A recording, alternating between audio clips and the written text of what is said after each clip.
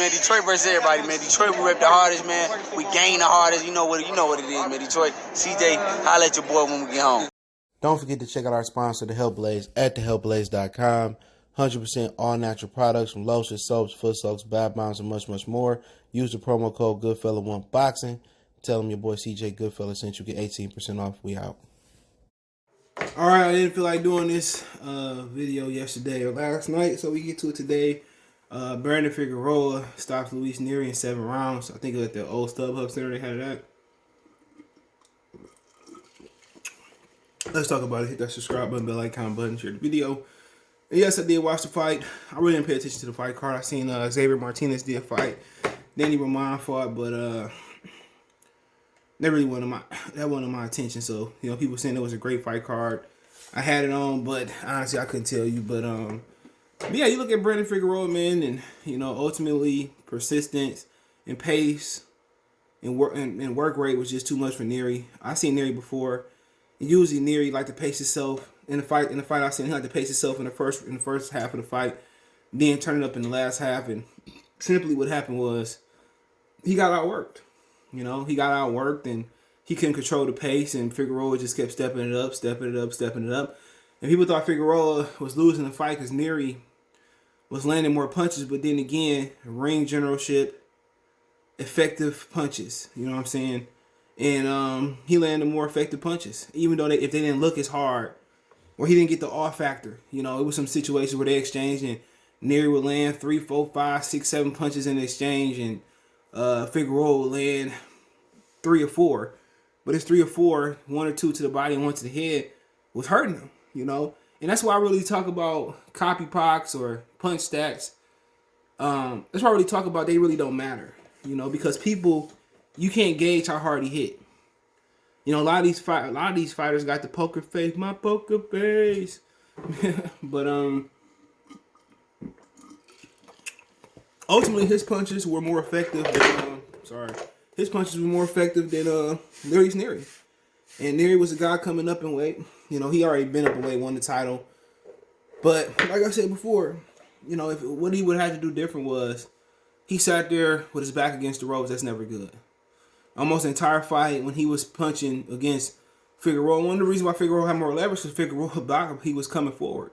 You know, Figueroa was stepping forward, throwing shots. Neri, he never really sat on his shots. He was exchanging with Figueroa. His back would be on the ropes. He wouldn't have the leverage of the punches. He was just throwing arm punches, you know. And that's why I tell people, just because, you know, people say, oh, he hit more, that doesn't mean he won the fight.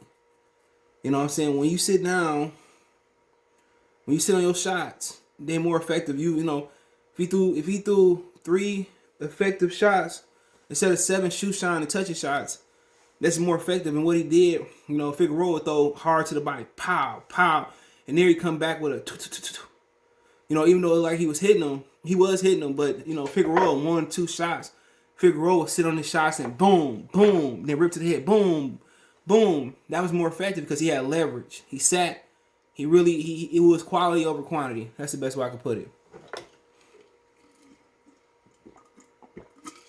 That's the best way I could put it. It was quality over quantity. And even though they had Luis Neri up on some of the scorecards, one had to even, one had Figueroa. Even though Figueroa was up, you know, was down in my opinion going into that, well, I think the 7th round. You know, what happened was he was just, it was inevitable.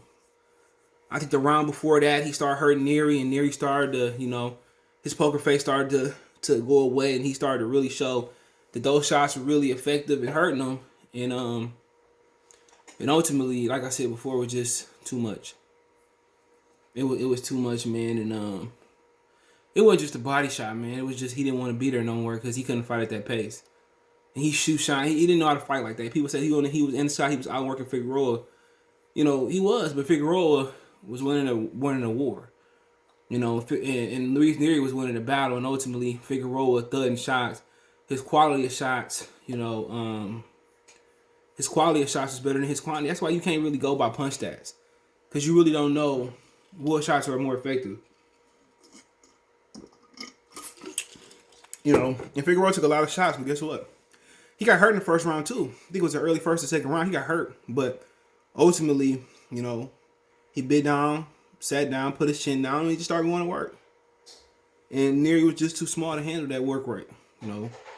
Especially the body work, the quality, you know. And ultimately, people thought Figueroa was losing that fight, but Figueroa knew he was starting to slow down. And Neri kept moving off the spot. Neri kept moving. And after a while, Neri stopped going into the kitchen. Neri started, you know, dancing around the kitchen, started dancing around the ring. That's how you know. When he was in the inside, he was winning, but he wasn't comfortable there. And that was the problem. He wasn't comfortable on the inside, and what you got was Figueroa had more firepower. He can just work. He wasn't slowing down either. Figueroa was stepping it up. He was in great condition. Brandon was stepping it up, and then when he put it into another gear, Luis Neri couldn't go there. Simple as that. Luis Neri couldn't handle it. Luis Neri couldn't handle it, man. That's what it was.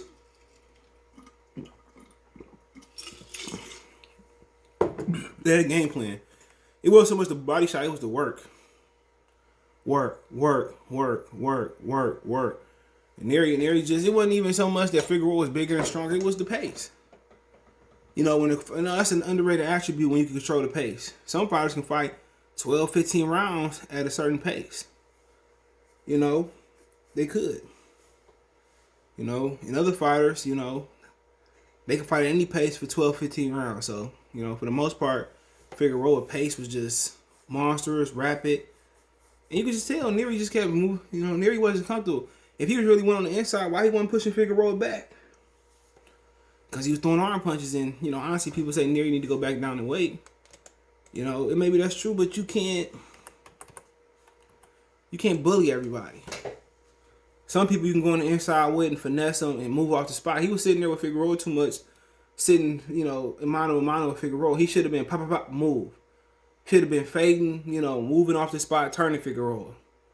You know, that was his biggest issue. Use the jab. If you're going to stay on the outside, use the jab. Pick up that jab, you know, feint him, move off the spot, jab, you know, throw his the shit he was throwing, he should have been on the outside. Pop, you know, shoe shining, stepping over, pop, shoe shining, stepping over, you know what I'm saying?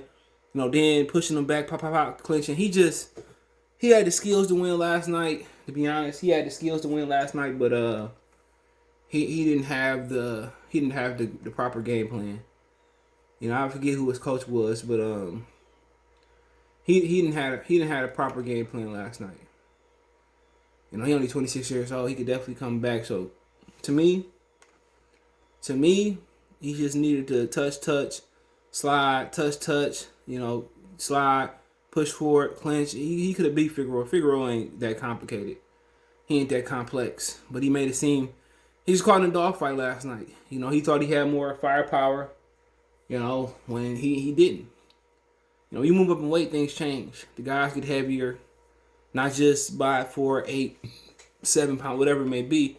They get heavier, rehydration. So, you know, you fighting at what he fought at last night, 122. You know, you at 118. You know, fight a guy at 118 might hydrate to 130. You know, 130. These dudes are rehydrate to junior welterweight or damn near welterweight. So that's the biggest thing. And he just had the wrong game plan. He could have won that fight last night.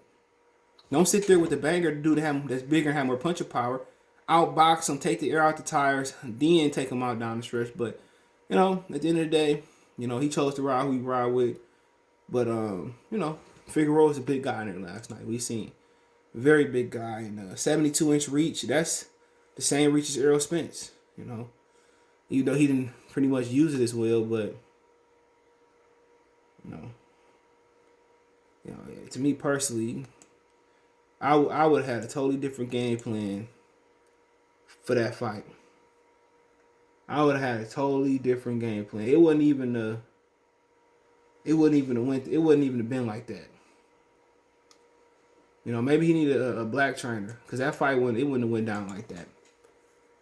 You know, I would have had him sticking, moving, hit, not get hit, working off the jab, working the jab up and down, stand on the outside, then push it forward. He had a bad game plan last night, and I think ultimately that's what that did him in. But I think I think somebody could train him to beat Figueroa. Honestly, I think somebody could train him to beat Figueroa. I don't believe it's that hard, but you know, it is what it is. Let me know what you guys think. Appreciate everybody for tapping in. Don't forget you can find me on Twitter, Facebook, Instagram, all my social media links description. Facebook link there as well too. If you want to reach out, advertise your business on the channel, video request to chop it up, hit me up. Want to make a financial donation? Cash App CJ Good 313. That's in the description. PayPal link there as well too. Best way to donate, share the video. Appreciate the love, support. One time for the one time. Peace.